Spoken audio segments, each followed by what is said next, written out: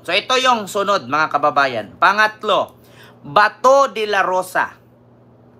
Merong isang profesor na apelyido ay Lamas. No? Professor Lamas. Question kung saan daw galing ni Bato ang de facto dismissal. Saan daw yung article sa batas makikita? Ito na mga kababayan. Ito yung masasabi natin mga kababayan na si Bato nag-imbento ng sariling batas. Di ba? Ito mga kababayan, matatawa po kayo dito. Saan nga ba galing ni Bato itong de facto dismissal ni Sara? Iwala daw ito sa saligang batas. Maskin daw binaliktad ng binaliktad ni Professor Lamas, no? Isang political analyst. Wala daw ito sa konstitusyon, sa batas at hindi daw niya nakikita. Like po tayo mga kababayan. Ipantay po natin yung like. Pakinggan nyo ha. UNTV News ito ha. May ads lang.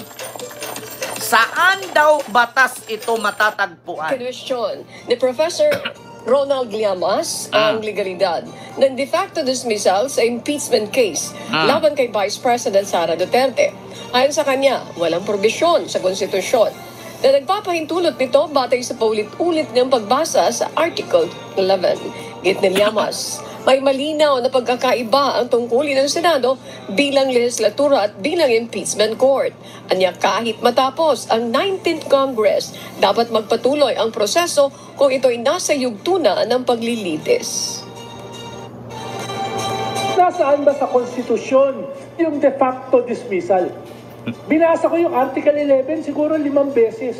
Walang nakasulat doon. Article 11 ng ating konstitusyon, ini-specify yung impeachment. Kaya siya hiniwalay sa definition o sa trabaho ng Senado dahil iba yung impeachment. Magbabago yung katangian ng Senado, magiging siya ay impeachment or trial court. Yung sinasabi nila na dapat ay matapos na dito sa 19th Congress yung kanyang trabaho, totoo, bilang Senado. Pero bilang trial court, magpapatuloy yan. Diba? Narinig mo, Bato? Saan ba ni Bato galing itong sinasabi niyang de facto dismissal? Impacto ka, Bato? May sarili kang mundo. Saan ka ba Alam mo, sa totoo lang ito si Bato, siguro nakapasyal ito ng Biringan isang gabi na naginip. Sa Biringan niya galing itong de facto dismissal. Wala sa konstitusyon o sa saligang batas ang de facto dismissal. Saan daw ito galing? Mismo, yung profesor nagtaka. Inulit-ulit daw niyang binasa. Saan doon yung de facto dismissal? Ma'am Winnie Artos, Ma'am Dinita Umali, Sir Maki Kwan, nasaan daw itong de facto dismissal? Impacto ka ba to? Tignan ninyo mga kababayan, yan ang resulta ni Bato sa kakagamit ng ChatGPT.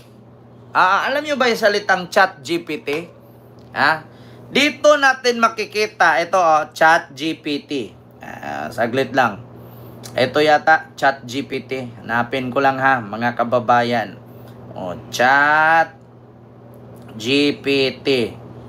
I-search ko nga, ay wala. Sa iPhone lang yata yun, may ganon. Pero sa Google, i-search natin sa Google. Dito. Ano ba ang ChatGPT? ChatGPT. Ito ha mga kababayan, ang ChatGPT is an open AI. Open AI, ChatGPT for business. Ayan, just got better with connectors or internal tools. Ito ay ginagamit sa mga bobo. Ito ay ginagamit sa mga tanga na hindi makakaintindi ng Ingles. Parang si Robin Padilla kanina. Mga kapatid kong senador, gusto ko lang linawin sa salitang Tagalog. Putang ina, Robin, kailan ka ba ng English? Hindi Sabi ko sa inyo mga kababayan, ito po ang ibig sabihin ng ChatGPT. Ayan chatgpt.com. Kapag ito ay pinindot mo, at pag pinindot mo yan, lalabas yan. Mag-type ka ngayon, kung anong ibig sabihin, Ito ha, mga kababayan. Ito, may tanong. Ito. Magtanong tayo, mga kababayan. Ito. Hey there. Ah. I've got a really great feeling about us teaming up. Mm. How can I jump in and help? What is ChatGPT? What is de facto dismissal? Lalabas yan. Ito, mga kababayan ha, saglit lang. Download natin, mga kababayan. Dito ni Bato galing itong de facto dismissal. Ito ha. Ito, ChatGPT. Continue. Ito na. Continue. Ito ha, wait lang mga kababayan. Ito tayo. Pasok tayo dito. Tapos continue. Continue natin ang malaman natin. Ito na. Okay na. Mga kababayan. Ayan, wait lang. Agree na yun. Agree. Ito na. Continue. Ito. Allow microphone. Ito. Hi, ChatGPT. What is de facto dismissal? Ito na, lalabas yan. Ito. What is de facto dismissal? Ito, sasagot na siya. Ayan, sumagot na si ChatGPT. Ito po ang kasagutan sa de facto dismissal. Ayan, sumagot, di ba? ChatGPT, what is the de facto dismissal? I couldn't find any legal doctrine or concept specifically called de facto dismissal. It's possible there was a typo or the term. Baliktarin natin. What is de facto dismissal? Kasi hindi daw niya masyadong naintindihan. Ito na. Continue. Ito na. And now that makes sense. You're asking about de facto dismissal. A de facto dismissal happen when an employee is effectively dismissed by the employer even if there is no formal notice of termination. In other words, the employer's action leave the employee with no real choice but stop working even though the employer hasn't officially said you're fired. Yan pala ang ibig sabihin ng de facto dismissal. Isang trabahante na pinaresign ura-urada nang hindi dinaan sa tamang proseso. Yon ang ibig sabihin ng de facto dismissal. So, Bato, ang layo naman sa impeachment. Yung salitang de facto dismissal. Bakit? Si Sara Duterte ba tinanggal ba siya bilang Vice President? Hindi naman Lilitisin pa lang bago siya matanggal at pagdidibatihan kung ano ang gagawin. Diba? Ano ang opinion at pagbubutuhan kung siya ba'y tatanggalin bilang Vice President. Pero yung sinabi mo na de facto dismissal ay kaiba po yan. Yan po yung salita na kapag ikaw ay worker at bigla-bigla kang tinanggal sa trabaho na hindi dinaan sa due process, yan ay tinatawag na de facto dismissal. Diba? Katulad lang sa ginawa ninyong pagpatay ninyo sa mga adik di umano na hindi naman ninyo dinaan sa due process, yun ay tinatawag na impacto kayo, mga animal kayo, dapat makulong kayo sa ICC. Diba? Yun ang katotohanan. Ayan po ibig sabihin ng de facto dismissal. Di ba? It's something called constructive dismissal. Depending on the jurisdiction, true, there can be subtle differences in legal definition. Common situation in de facto dismissal. The employee is prevented from work, not being given task or not being allowed to enter the workplace. Bakit? Ginawa ba kay Sara yan? Hindi siya pinapapasok? Hindi siya sinasahuran? Ginawa ba kay Sara yan na tinanggal siya ura-uradang hindi dinaan sa due process? Tigilan nyo kami, mga DDS. Bumoto kayo ng senador, yung bobo pa.